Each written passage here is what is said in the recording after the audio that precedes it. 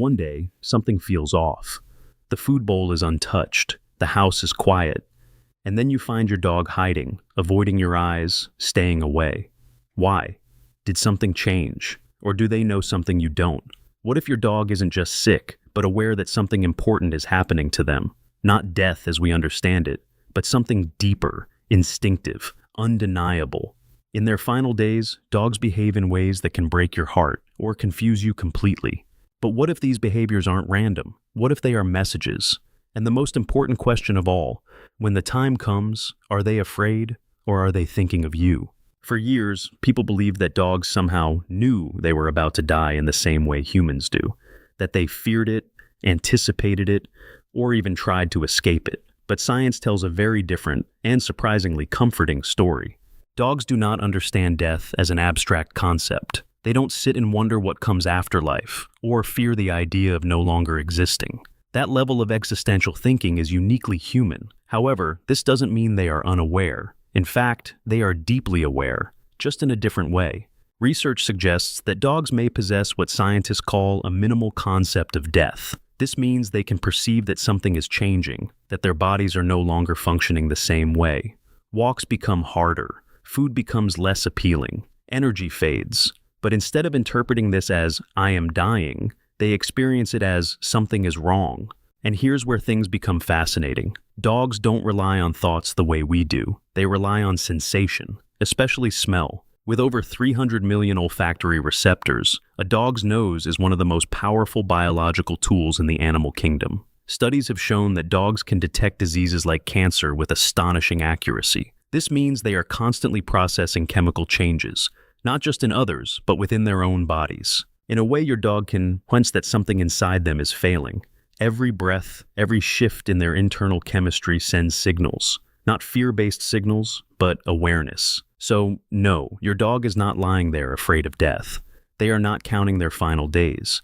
What they feel is something much more immediate, a shift in their body, a change in their state.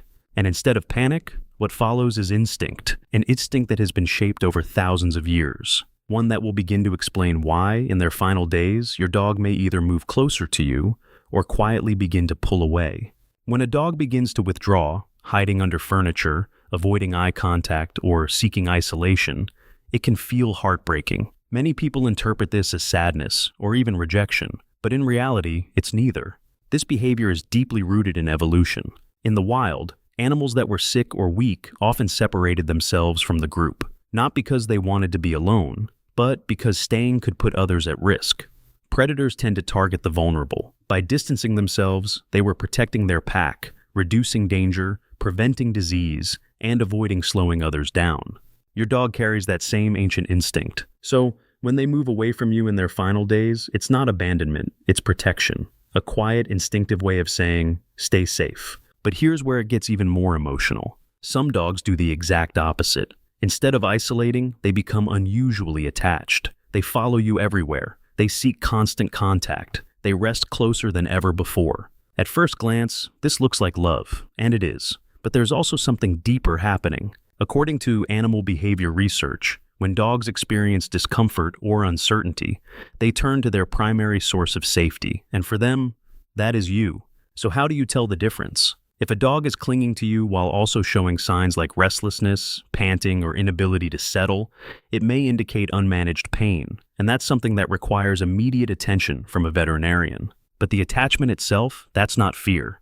That is trust in its purest form. On the other hand, when a dog calmly withdraws, sleeps more, and reduces interaction, it doesn't mean they are giving up. In fact, science suggests the opposite. A landmark study by veterinary researcher Benjamin Hart revealed that behaviors like isolation, loss of appetite, and increased sleep are part of a biological response known as sickness behavior. This is not depression. It's the body conserving energy, redirecting all resources toward fighting illness. In other words, your dog isn't shutting down emotionally. They are focusing everything they have on survival. Whether they come closer or move away, both behaviors come from the same place: instinct, loyalty, and a deep, unspoken connection to you. And understanding this changes everything. Because what looks like distance might actually be love in its most protective form. There is a moment that many dog owners never forget. After days, or even weeks, of weakness, something unexpected happens. Your dog suddenly seems better. They stand up, they eat, their eyes brighten. Maybe they wag their tail, walk to their favorite spot, or look at you in a way that feels almost like their old self has returned. And just when you begin to feel hope, they're gone. This phenomenon is often called the last rally. And while it may feel mysterious, even supernatural, there is a scientific explanation behind it. In recent years, researchers and veterinarians have documented dozens of these cases. Though each one looks different, the pattern is strikingly similar. A sudden, temporary surge of energy shortly before death. One possible explanation comes from studies on the brain during critical moments. When the brain begins to lose oxygen, such as during cardiac failure, it doesn't immediately shut down. Instead, it can produce a brief burst of highly organized activity. In humans, this surge is linked to heightened awareness and neural coherence, as if the brain is making one final attempt to restore balance. While we can't directly ask dogs what they experience, it's reasonable to believe a similar process may occur. But science is only part of the story. Because what happens during this moment often feels intentional. Dogs may use this final burst of energy to do very specific things. They eat a favorite meal. They seek out their favorite place. They look at the people they love. It's as if, in their own way, they are completing something. Not because they understand death, but because their body is giving them one last window of clarity. And within that window, something beautiful happens. They reconnect. They reaffirm bonds that were built over years through routines, shared moments, and quiet companionship. Both explanations can exist at the same time. The biology explains how it happens, but the meaning comes from what they choose to do with that moment. For many, this is one of the most emotional parts of the journey, because it feels like a goodbye without words. A final memory given at the exact moment it's needed most. And even if it only lasts for an hour, it can stay with you forever. Few decisions are as painful as choosing euthanasia for a beloved dog. It can feel overwhelming, filled with doubt, guilt, and the fear of making the wrong choice. But understanding what your dog actually experiences can change how you see this moment. From a scientific perspective, euthanasia is not an act of suffering. It is an act designed to prevent it. The process typically involves a carefully administered injection that affects the brain first. Within seconds, your dog begins to lose consciousness, entering a state that closely resembles deep sleep. Studies have shown that brain activity linked to awareness fades rapidly, often within under a minute. This means your dog does not experience the moment of death itself. They don't feel fear about what's happening. They don't interpret the situation as something negative or threatening. Their brain simply transitions from awareness into rest. In some cases, after consciousness is lost, the body may show small movements, like muscle twitches or breaths that look unusual. These can be distressing to witness, but they are not signs of pain. They are automatic physical responses, occurring after the mind is already no longer aware. And perhaps one of the most important findings is this. For dogs, euthanasia does not carry meaning. They do not understand the concept of being put to sleep. They are not questioning what is happening or why.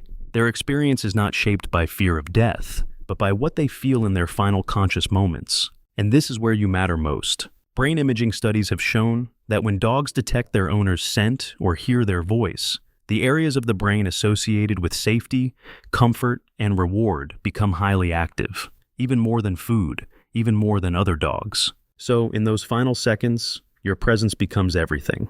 Your voice, your touch, your smell. You are not just there. You are the last thing their brain recognizes as safe and good. Not the clinic, not the procedure, not the illness. You, which means that being with them in that moment is not just comforting, it is the greatest gift you can give. Because as their awareness fades, it is not fear that fills their mind. It's you. Losing a dog is never just losing a pet. It's losing a presence that was woven into your daily life, your routines, your emotions, even your sense of comfort. And the grief that follows is not something small or insignificant. It is real, deep, and biologically meaningful. Science shows that the bond between you and your dog is built into your brain, your nervous system, even your body.